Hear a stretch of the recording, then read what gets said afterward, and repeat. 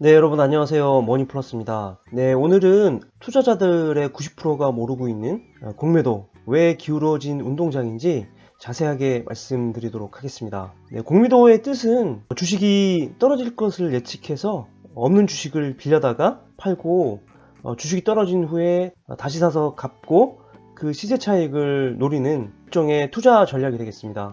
이것만 놓고 봐서는 크게 문제가 없는데 왜 이렇게 요즘에 이슈가 많이 되는지 오늘 자세하게 설명드리도록 하겠습니다.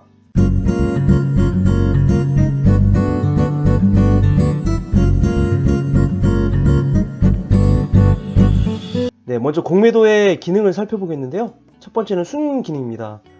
주식이 과열됐을 때 이 과열된 주식을 주가를 조정해주는 기능이 있습니다. 네, 두 번째 역기능이 상당히 많은데요. 네, 역기능의 첫 번째는 주식이 폭락할 때 더 큰 폭락을 유도합니다. 예를 들면 2008년도에 미국 서브프라임 금융위기 때, 그리고 작년에 코로나 사태 때 이런 큰 악재가 왔을 때 주식이 폭락하고 있는데 더 큰 폭락이 발생을 했습니다. 금통위에서 금융위에서 공매도를 금지를 시킨 경우가 있습니다. 네, 두 번째는 개인은 투자할 수가 없습니다. 이 공매도는 기관하고 외국인만 투자를 할 수가 있어요. 주식 투자는 공평한 룰에 의해서 해야 되는데 개인은 투자를 할 수 없기 때문에 기울어진 운동장이라고 합니다. 네, 세 번째는 기관과 외국인이 공매도를 진행해 놓고 허위 뉴스를 남발하는 경우가 있습니다. 당연히 불법이죠. 네 번째는 이 허위 뉴스, 무차익 공매도 등의 불법 적발 시에도 경미한 처벌밖에 할 수가 없습니다. 지난 10년간 이 무차익 공매도로 벌금이 약 1,700만 원밖에 되지 않았다고 해요. 공매도로 인해서 벌어가는 돈은 수백억인데 적발이 돼도 몇천만 원의 벌금만 내면 되니까 당연히 할 수밖에 없죠.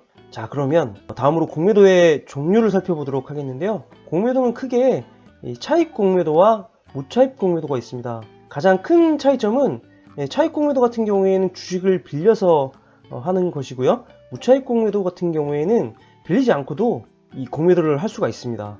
차익 공매도는 주로 외국인과 기관이, 무차익 공매도는 외국인 중에서도 헤지펀드들이 많이 하고 있습니다. 차익 공매도 같은 경우에는 증권사를 통해서 빌려서 하는 거니까 당연히 수수료가 발생하고요. 무차익 공매도는 빌리질 않으니까 수수료 자체가 없습니다. 이 대차 거래는 주식을 빌렸을 경우에 수수료를 내고 일정 기간 동안에만 빌릴 수가 있고요. 그 기간이 끝나게 되면 주식을 다시 반환을 해야 됩니다. 차익 공매도든 무차익 공매도든 당연히 손실이 발생할 수 있어요. 무조건 돈을 버는 건 아닙니다. 공매도를 했는데 주가가 지속적으로 상승했을 경우에는 이것 역시도 손실이 발생할 수 있습니다. 전 페이지에서 말씀드렸던 것처럼 개인은 거의 참여를 할 수가 없습니다. 차익 공매도 같은 경우에는 증거금을 내고 할 수가 있지만 잘 빌려주지도 않고 소액인 개인 투자자들은 거의 할 수 없다라고 보시면 되겠어요. 차익 공매도 같은 경우에는 합법적이고요.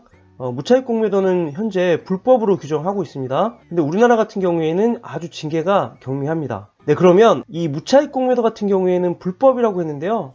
갑자기 내게 나타나준 너, 난 아무 말도 할 수가 없었지. 국가별로 어떤 처벌 수위가 있는지 살펴보겠는데요. 이 5개의 선진국은 무차익 공매도 불법에 대해서 아주 강력한 처벌을 하고 있습니다. 특히나 프랑스 같은 경우에는 무차익 공매도 수익의 10배에 달하는 벌금을 부과하고 영업정지 처분을 합니다. 그리고 영국 같은 경우에는 벌금의 상한이 없고요. 근데 한국은 2019년 적발사 평균 약 4,680만 원의 과태료만 냈다고 해요. 경미한 처벌, 솜방망이 처벌을 하고 있습니다. 자, 그러면 2018년 1분기부터 2019년 3분기까지 공매도 실태를 살펴보도록 하겠는데요. 첫 번째, 한국거래소 추산 국내 시장의 분기별 30조에 육박하는 공매도 거래가 있다라고 합니다. 이 공매도는 60%에서 70%가 외국인이 집중해서 거래가 되고 있는 곳이고요. 이 중에서 불법적인 공매도도 분명히 포함이 되어 있습니다. 기관은 30%, 개인은 1% 미만, 거의 없다라고 보시면 되겠어요. 근데 문제는 현행 국내법으로 무차익 공매도 범죄에 대한 형사처벌 근거가 없습니다. 단순하게 경범죄 처벌만 가능하다고 합니다. 공매도 범죄에 대한 과태료는 건당 9천만 원이 최대라고 합니다. 외국인들은 수백억을 벌어가는데 적발하면 최대로 부과할 수 있는 이 벌금이 9천만 원이라고 하니까 제가 외국인 입장이어도 당연히 이건 지속적으로 할 수밖에 없겠죠. 하지만 선진국에서는 강력한 처벌 규정으로 규제 중에 있습니다. 금융위에서 3월 16일부터 공매도를 재개하는 것을 검토하고 있는데요. 제 개인적인 의견으로는 이러한 잘못된 관행들이 고쳐지지 않는다면 분명히 공매도가 재개되게 되면 개인 투자자들은 당연히 피해를 볼 수밖에 없어요. 우리나라 주식시장이 근 10년 이상 이렇게 박스권을 유지하고 있는 것은 분명히 공매도도 한몫했다고 봅니다. 일본이나 미국 같은 경우에는 25,000포인트, 30,000포인트 이렇게 주식시장이 계속해서 성장하고 있는데 우리나라는 그렇지 못하고 있어요. 이렇게 공매도가 없는 상황에서 개인 투자자들이 지속적으로 투자를 해서 3,000포인트까지 왔는데요. 공매도 재개는 분명히 이렇게 잘 가고 있는 주식시장에 찬물을 끼얹는 그러한 것이라고 보고 있어요. 공매도는 재개를 해야 되겠지만 제도적인 개편이 반드시 필요하다고 보고 있습니다. 네, 여러분 오늘 이렇게 공매도에 대해서 어떤 문제점이 있는지 자세하게 말씀을 드렸는데요. 성공 투자하시기 바라겠습니다. 네, 지금까지 머니플러스였습니다. 감사합니다.